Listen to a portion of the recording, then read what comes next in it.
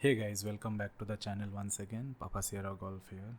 So today we are going to see how we can change our timeline settings and create new timelines in DaVinci Resolve. So let us just open up the application.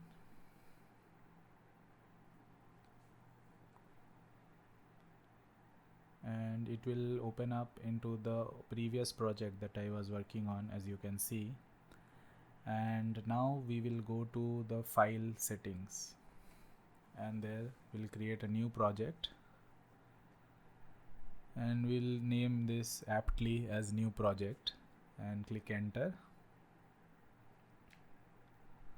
So when the project opens up, there will usually be no timeline actually, and you will have to create the timeline on your own or drag and drop files, video files into the media editor. So in the editing screen we will go and right click, and it will show us the timeline options. So as you can see, if we select custom settings, then we'll get this window where we can see timeline resolution, timeline frame rates. So if you are using 1080p video and want to convert it to 720p video, or you are using a 4K video and want to downscale it to 1080p video in the timeline and export it as a 1080p video, you can make all the settings here.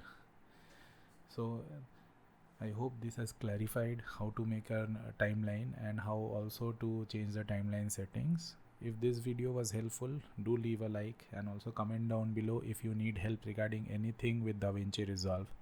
Thank you guys once again for watching.